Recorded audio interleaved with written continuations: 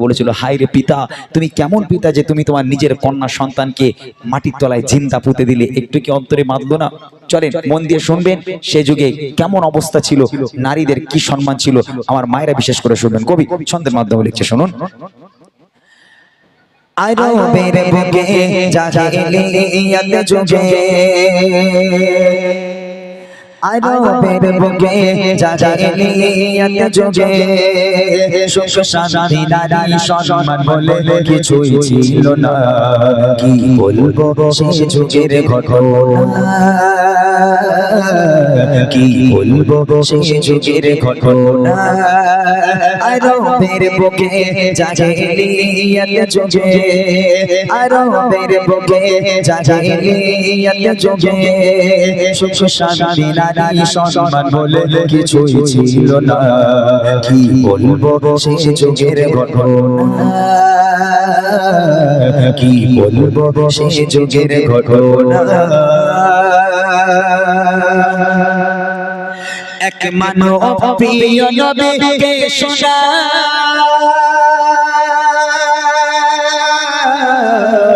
ডুবে আছি নবী আমি গোনায়। এক মানব প্রিয় নবীকে শোনা, ডুবে আছি নবী আমি গোনায়। কি হবে আমার ভাই বলেন হে নবী আমায়, কি হবে আমার ভাই বলেন হে নবী আমায়। পাবো কি ক্ষমা আমি নাকি ভুলের ক্ষমা? খোদা দিল আমায় কটা শ্মশান দুনিয়ায়, খোদা দিল আমায় কটা শ্মশান দুনিয়ায়। নিজে হাতে করে দিলাম নারে মৃত্যুর যন্ত্রণা। কি বলবো সে যুগের ঘটনা, কি বলবো সে যুগের ঘটনা। আরবের বুকে জাহিলিয়াত যুগে, আরবের বুকে জাহিলিয়াত যুগে সুখ শান্তি নারী সম্মান বলে কিছুই ছিল না। কি বলবো সে যুগের ঘটনা, কি বলবো সে যুগের ঘটনা।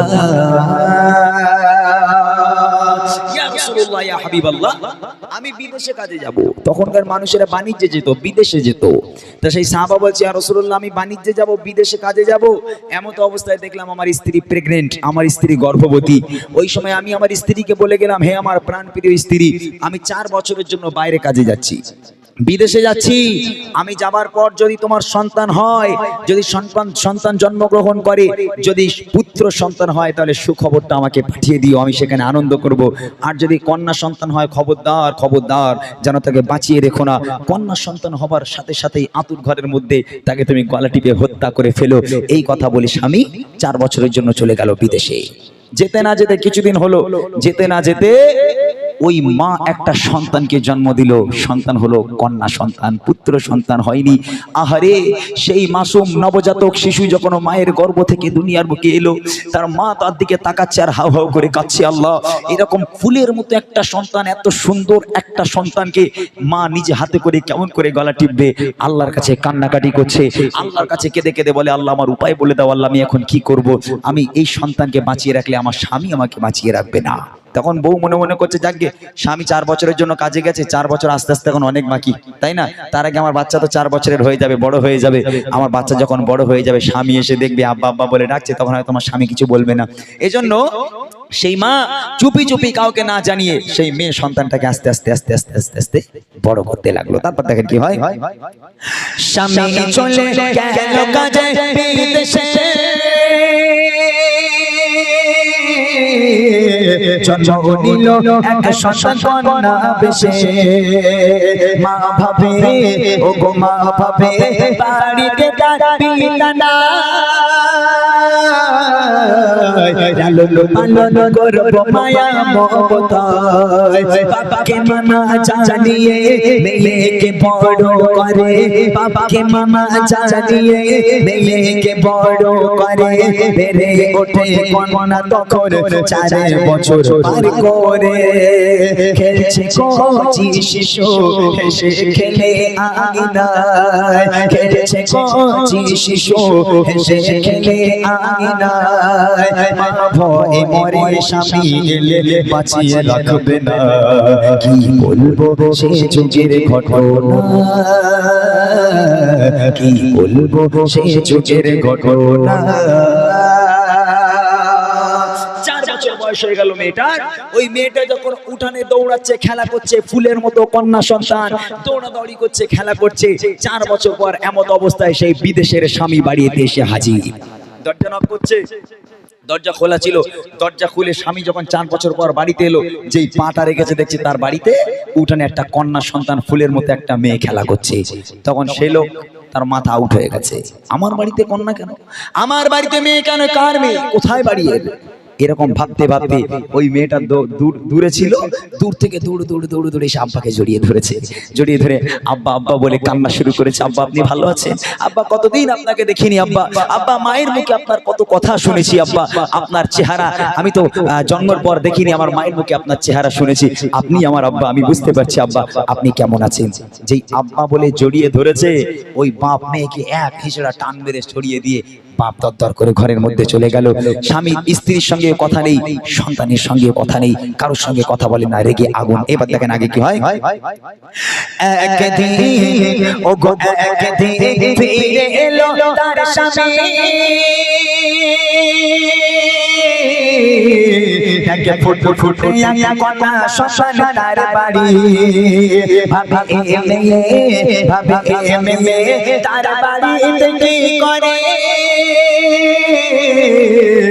আর সেই মেয়ে ছুটে এসে জড়িয়ে ধরে বলে আব্বা আমায় দেখো না আমি যে তোমার সোনা আব্বা আমায় দেখো না আমি যে তোমার সোনা বহুদিন ধরে আমার ছিল দেখার বাসনা আজ হয়েছে পূরণ আব্বু আছো গো কেমন আজ হয়েছে পূরণ আব্বু আছো গো কেমন এই দৃশ্য দেখে পিতার মাথা ঠিক থাকে না কি বলবো সেই যুগের ঘটনা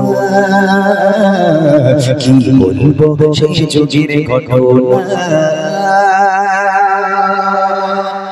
3 দিন হয়ে গেল 3 দিন পরে এবারও স্বামী স্ত্রীর কাছে গেল বুদ্ধিটা দেখেন কেমন খাটাচ্ছে স্ত্রীর কাছে গেল গিয়ে স্বামী বলছে যাকে যা আবার হয়ে গেছে বাদ দাও তুমি যখন মেয়ে সন্তান জন্ম দিয়েই ফেলেছো 4 বছর হয়ে গেছে মেয়েটা খেলা করতে শিখে গেল আব্বা বলতে শিখে গেল ওকে আর মেরে লাভ নেই তুমি একটা কাজ করো আমি ওকে মেনে নিলাম তুমি ওকে সুন্দর করে একটু ফুলের মতো করে সাজাও আমি একটু ওর মামার বাড়ি থেকে ঘুরিয়ে আনি আহা মা খুশিতে বাগে বাগ যাক আমার পাষাণ হৃদয় স্বামী আমার মেয়েটাকে মেনে নিল মাও খুশি খুশি মনে মেয়েটাকে ফুলের মতো পরীর মতো করে সাজিয়ে বাপের হাতে তুলে দিল মেয়েও বাপের হাত ধরে মামার বাড়ি যাবে আনন্দের সঙ্গে লাফাতে লাফাতে দৌড়াতে দৌড়াতে নাচতে নাচতে আব্বাজানের হাত ধরে রওনা হয়ে গেল ওই বাপ আর মেয়ে মরুর বালুর উপর থেকে হেঁটেই যায় গন্তব্য আর আসে না ওই মাসুম বাচ্চা মেয়ে এমত অবস্থায় এক সময় গিয়ে বলে আব্বা আব্বা আমি আর হাঁটতে পারবো না আব্বা মরুর বালুর উপর থেকে খড়খড়ে রোদ ওই রকম গরম তার উপর বাপের সঙ্গে হেঁটেই চলেছে বাপও দাঁড়ায় না মেয়েও দাঁড়ায় না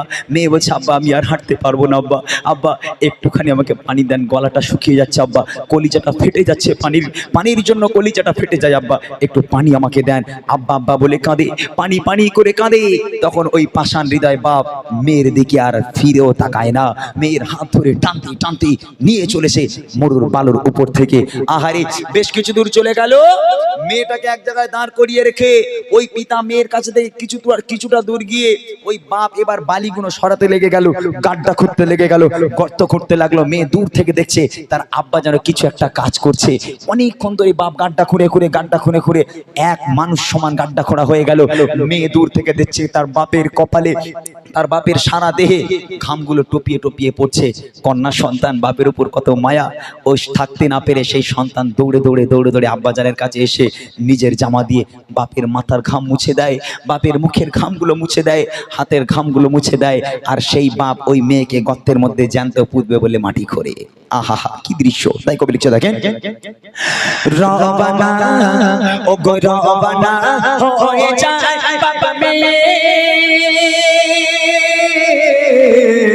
আনন্দে চলে মেয়ে তার বাপ পেয়ে, মরর বালর ওপর দিয়ে হেঁটে যায়,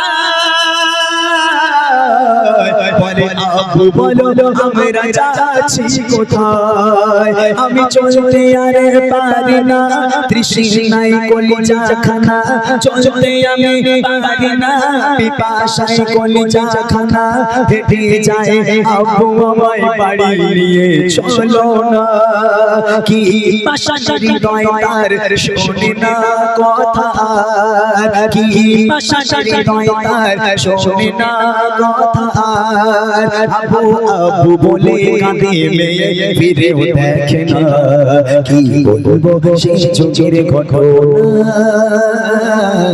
কি বলবো সেই যুগের ঘটনা। এই বাপের মাটি কোনা হয়ে গেল, এক মানুষ সমান মাটি কোনা হয়ে গেল।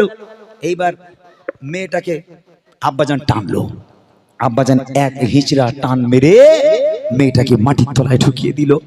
তখন বাচ্চা মেয়ে, মাসুম বাচ্চা, 4 বছরের বাচ্চি, আব্বার মুখের দিকে কচি মুখে তাকিয়ে বলে, আব্বা আব্বা আপনি আমাকে মারছেন কেন? আব্বা আব্বা আমার কি দোষ, আমার কি অন্যায় আব্বা, আপনি আমাকে মারছেন কেন? আব্বাজান এত মার মেরেছে মেয়েটাকে, মেরে মেরে মেরে মেরে গর্তের মধ্যে যখন ফেলে দিল, মেয়েটা রক্তাক্ত অবস্থায় হয়ে গেল, তার সারা দেহ রক্তাক্ত হয়ে গেল।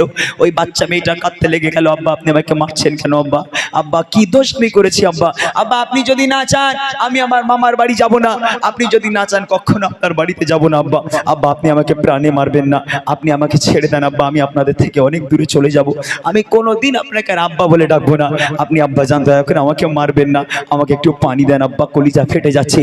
বাপ মেয়ের কোনো কথা না শুনে বাপ মাটিগুলো ভরাট করতে লেগে গেল, বাপ মাটিগুলো ভর্তি করতে লেগে গেল।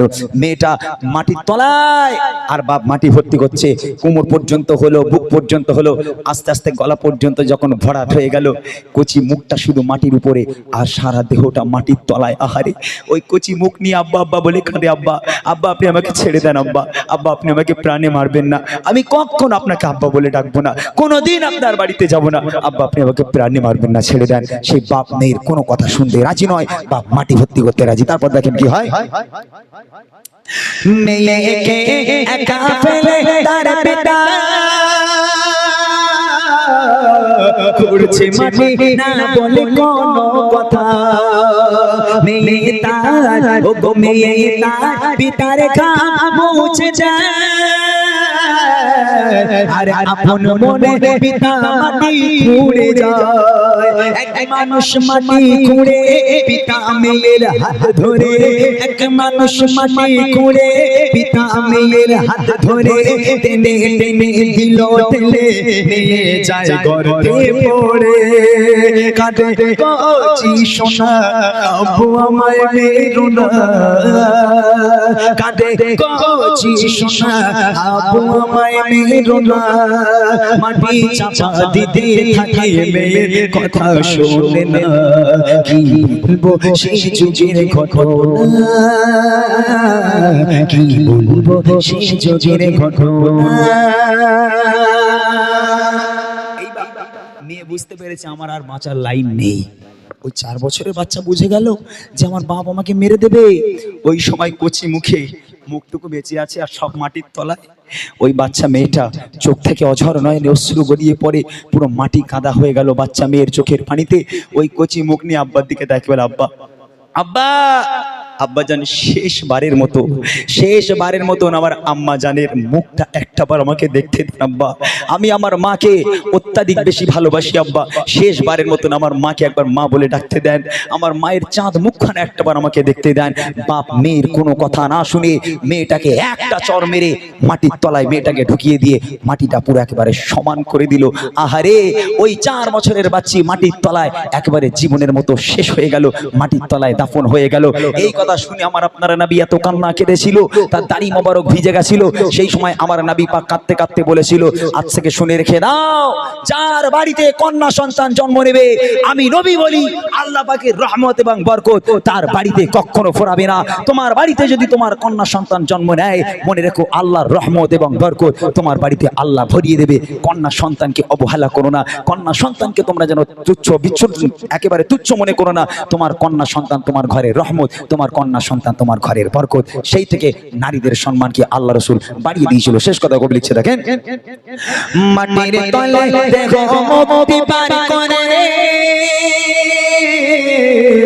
কেঁদে কেঁদে বলে আপু দাও ছেড়ে, শেষবার ও শেষবার মাকে দেখে দাও না, মাটি চাপা দিয়ে দিল মুখানা, আঘাত কি পাশানের হৃদয় একটু কি দয়া না হয়, আঘাত কি পাশানের হৃদয় একটু কি দয়া না হয়। এই কথা শুনে প্রিয় নবীর কেঁদে বুক ভেসে যায়, বলে নবী আকরাম তোমার কন্যা সন্তান, বলে নবী আকরাম তোমার কন্যা সন্তান, ঘরের রহমত বরকত সবই অবহেলা করো না। কি বলবো সে যুগের ঘটনা, কি বলবো সে যুগের ঘটনা, আরবের বুকে জাহিলিয়াত যুগে, আরবের বুকে জাহিলিয়াত যুগে সুখ শান্তি নারী সম্মান বলে কিছুই ছিল না। কি বলবো সে যুগের ঘটনা, কি বলবো সে যুগের ঘটনা, কি বলবো সে যুগের ঘটনা।